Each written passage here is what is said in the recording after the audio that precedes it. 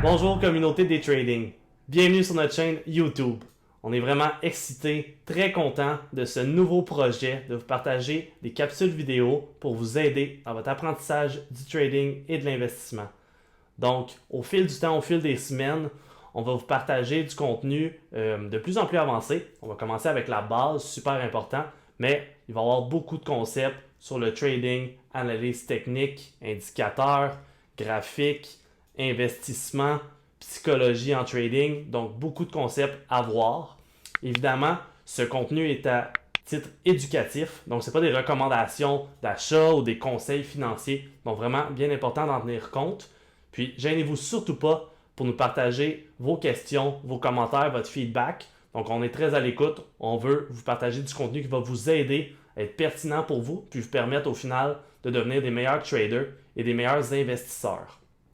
Le contenu sera aussi vérifié par François. Donc, François qui a plus d'expertise que nous, on est très avancé, mais François, lui, ça fait 28 ans qu'il transige sur les marchés boursiers. Donc, il a une très bonne expérience en technique sur le trading. Donc, il va vérifier évidemment le contenu qu'on va produire et ça va être encore plus pertinent et de qualité pour vous. Donc, pour le contenu de la capsule d'aujourd'hui, on va débuter avec la base, comme je mentionnais tout à l'heure. Donc, ce qui est important à savoir, c'est quoi le trading en fait? C'est quoi une action? Puis, c'est quoi un chandelier japonais? Je peux maintenant voir sur mon écran le graphique de l'action de Netflix. Donc, on peut voir le prix qui varie à la hausse et à la baisse depuis environ les 2 dernières années. Donc, avant de rentrer plus en détail dans ce sujet-là, juste mentionner que c'est la plateforme TradingView ici que j'utilise. Donc, si jamais vous ne l'avez jamais utilisée, je vous recommande fortement de le faire. Donc, c'est une plateforme qui est très simple à utiliser, qui comprend plein d'outils pour justement faire de l'analyse technique. Puis, c'est gratuit. Puis, c'est utilisé en fait à travers le monde là, par une majorité de traders. Donc, si vous ne l'utilisez pas, je vous recommande fortement d'y aller avec celle-ci. On va vous mettre le lien dans la description. Donc, on voit le cours de l'action de Netflix, comme je mentionnais. Pour commencer avec justement le trading, ce que c'est en fait d'acheter une action, par exemple Netflix, ou d'autres produits financiers dans le but de réaliser un profit. Donc, d'acheter puis de revendre plus cher pour faire un profit. Donc, si par exemple, on voudrait réaliser une trade sur Netflix, on pourrait par exemple le faire ici. Donc, on peut voir une zone de support qui est en train de se former. Je vais tracer avec un rectangle juste ici. Donc, une zone de support, ce qui veut dire que le prix à ce niveau-là semble être supporté, puis il ne descend pas plus bas. Donc, on peut voir qu'à 1, 2, 3, 4 reprises, il est allé tester la zone de support autour de 470-475 $, puis n'a jamais franchi cette zone-là pour aller plus bas. Donc, ça pourrait être un point d'entrée justement pour une trade dans le but d'essayer d'aller faire un profit. Puis, disons que par exemple, on rentre ici au niveau de 475 $. Donc, quand on voit que le prix rebondit, puis on se dit, bon, ben, même chose ici de l'autre côté. Il y a la zone de support, mais il y a aussi la zone de résistance. Donc, je vais tracer le rectangle encore une fois. Zone de résistance qui se crée autour de 550 $ pour l'action de Netflix. Donc, si on prend justement position à 475 $ dans le but d'aller revendre à 550 $, cette trade-là pourrait nous permettre de faire un gain de 75 $. Donc, c'est ça le trading en fait, c'est de prendre une action ou d'autres produits, mais dans le cas ici, une action, puis de l'acheter et de la revendre pour faire un profit.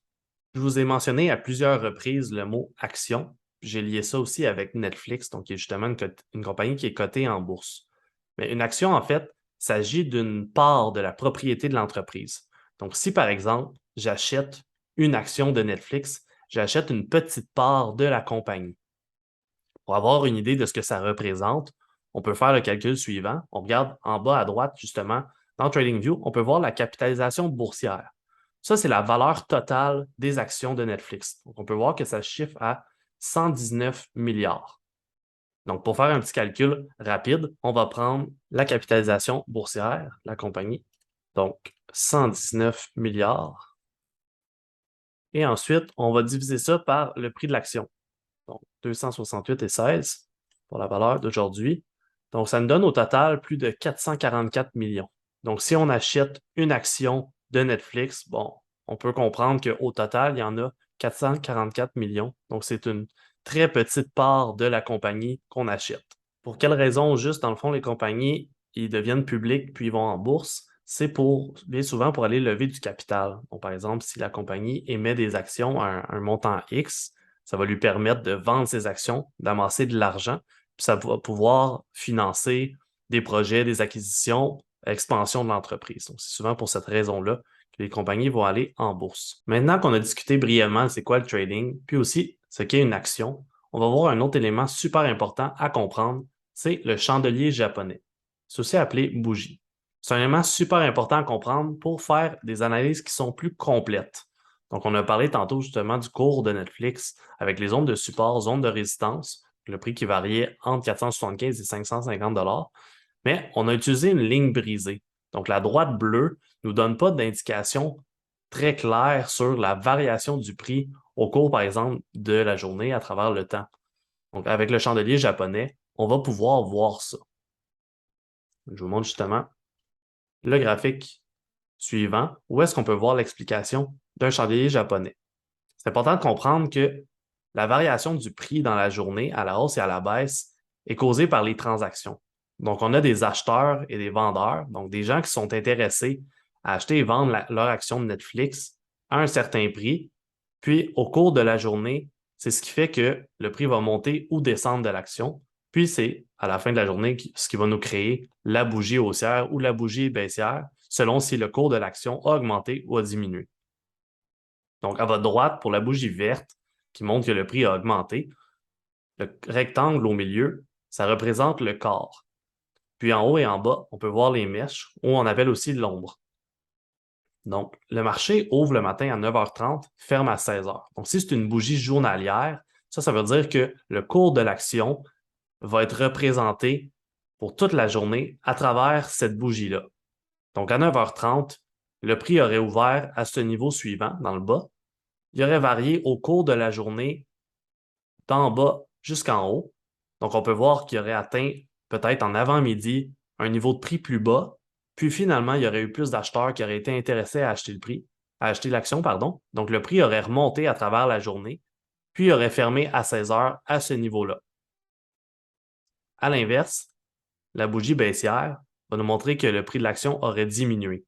Donc, à 9h30, il aurait ouvert à ce niveau de prix-là suivant, juste ici. Il aurait peut-être monté au cours de l'avant-midi, donc on a des gens qui sont intéressés à l'acheter. Puis, finalement, il y a plus de vendeurs qui se sont présentés, puis qui ont fait chuter le prix à travers la journée. Et à 16 heures, ça aurait fermé à un niveau qui est plus bas. Si je reviens maintenant dans le graphique, on va changer ça en chandelier japonais et on va même revenir à notre bougie aujourd'hui. Donc, le graphique que vous voyez auparavant qui était avec la ligne brisée, c'était sur 2 ans. J'ai maintenant zoomé un petit peu. On peut voir que chaque bougie ici, on voit la date dans le bas représente une journée. Donc, le 12 octobre, après ça, jeudi le 13 octobre, vendredi le 14 octobre. Donc, on peut voir la variation à chaque jour de l'action. Si on prend la journée d'aujourd'hui, 20 octobre, donc la bougie est rouge, ce qui veut dire que le prix a chuté. Donc, l'action a descendu au cours de la journée. On peut voir à droite de 1,55 %. Donc, ce matin, l'action a ouvert à 272,78. Donc, on peut voir en haut à gauche les prix d'ouverture, puis les hauts, le bas et le prix de fermeture qu'il y a eu au cours de la journée. Donc, on voit que l'action était à ce niveau-ci le matin à 9h30. Au cours de la journée, le prix a monté. Donc, il y avait plus d'acheteurs qui étaient prêts à payer plus cher. Puis, à travers la journée, finalement, le prix a diminué pour fermer au niveau suivant à 268,16. Donc, vous êtes maintenant en mesure de lire un chandelier japonais. J'espère que la capsule d'aujourd'hui vous a aidé dans votre apprentissage du trading. Si vous en voulez plus, venez rejoindre le groupe Facebook Day Trading. Il y a aussi les liens utiles sur notre site web qui ont plein de contenus pertinents pour apprendre sur le trading. Puis, si vous avez des commentaires, questions, gênez-vous pas. On est là pour ça, on est là pour vous aider. Puis, ça peut aussi nous permettre d'avoir d'autres sujets intéressants pour les prochaines capsules. N'oubliez surtout pas de vous abonner à la chaîne YouTube. Puis, on se revoit dans une prochaine vidéo.